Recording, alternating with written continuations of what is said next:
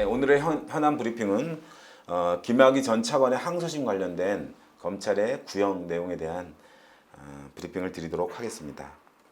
검찰은 16일 김학의 전 법무부 차관 항소심에서 징역 12년을 구형했습니다. 검찰은 김 전 차관에게 무죄를 준다면 스폰서 검사에게 면죄부를 주는 것이라며 1심 판결의 시정을 요구했습니다. 검찰은 또한 이 사건이 단순히 김 전 차관에 대한 뇌물수수 혐의의 유무죄를 가리는 것을 넘어서서 그동안 사회적 문제가 된 전현직 검사의 스폰서 관계를 형사적으로 어떻게 평가할지, 국민과 사법부는 이를 어떻게 바라볼지와 관련된 사건이라고 강조를 했습니다. 김학의 사건이 1심 무혐의 판결 이후 그대로 묻히지 않고 다시 법의 심판대에 앞세워진 것은 매우 다행입니다. 그러나 이렇게 뇌물 혐의 처벌만으로 이 사건이 종결되거나 덮어져는 절대 안 됩니다. 김학의 전 차관의 범죄는 단순히 부정한 뇌물을 받고 불법 사업을 용인한 스폰서 검사 수준이 아니기 때문입니다. 그는 2014년 이른바 별장 성적대 사건이라고 알려진 윤중천 별장 납치, 약물 집단 특수강간 사건의 핵심 인물 중 하나입니다. 그러나 이 거대한 성범죄 사건의 결론이 황당하게도 공소시효 만료에 따른 면소 판결이었습니다.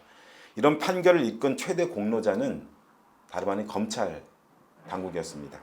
당시 검찰은 다수의 피해자의 존재와 누가 봐도 김학의 전 차관이 분명한 동영상을 포함 수많은 증거에도 불구하고 두 차례에 걸쳐 무혐의 처분을 함으로써 시간을 끌어 끝내 공소시효 만료를 만들어낸 장본인입니다.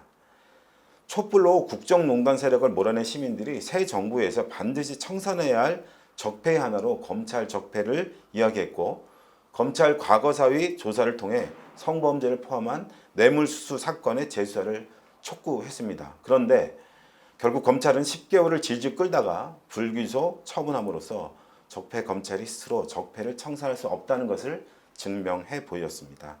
그러나 이 사건은 절대 이대로 덮여서는 안 됩니다. 이와 관련 지난 10일 김학의 윤중천 피해자 변호인단은 성범죄 면소 판결을 파기해달라는 의견서를 대법원에 제출을 했습니다. 이 사건 피해자들을 지원하고 있는 한국 여성의 전화는 김학의 윤중천 성폭력 사건에 대한 원심 판결에는 공소시효 연장 규정 해석 및 성폭력 피해자 진술 신빙성 판단 기준에 관한 법리 오해 등 위법성이 있다며 대법원에 원심 판결을 파기해달라는 취지의 의견서를 전달했다고 밝혔습니다. 앞서 1심 재판부는 김 전 차관이 윤 씨로부터 성접대를 받은 사실을 인정하면서도 공소시효 만료를 이유로 면소 판결을 내렸던 만큼 대법원이 원심을 파기한다면 유죄 판결과 처벌이 가능해집니다. 김학의 항소심에서 검찰이 12년을 구형했다고 언론이 떠들썩하지만 뇌물 혐의의 중형 선고는 기본입니다.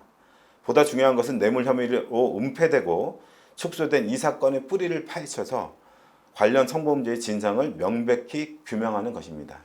일명 윤중천 VIP 리스트로 불리는 관련자들과 이 사건의 수사 과정에서의 축소 은폐를 낱낱이 제대로 밝혀내야 합니다. 대법원은 잘못을 저지른 자는 반드시 처벌받아야 하고 그것이 정의라는 지극히 상식적인 믿음을 지키기 위해 지금도 싸우고 있는 피해자들의 부름에 응답하길 바랍니다. 대법원은 김학의 성범죄 면소 판결을 파기하기를 강하게 촉구합니다.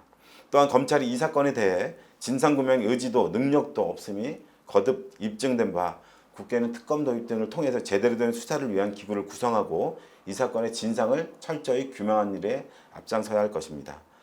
정의당은 끝까지 이 사건의 진상규명을 위해 모든 노력을 다할 것입니다. 또한 이러한 잔혹하고 야만적인 성범죄가 없는 세상을 위해서 정치, 경제, 사회 모든 영역에서 젠더 불평등을 드러내고 해결하는 싸움을 반드시 앞장서 나가겠습니다. 끝으로 아직도 자신의 죄를 부정하며 조용히 인생을 마무리하고 싶다는 가당치 않은 바람을 말하고 있는 김 전 차관은 감옥에서 조용히 마무리되어야 합니다. 그것이 바로 정의입니다.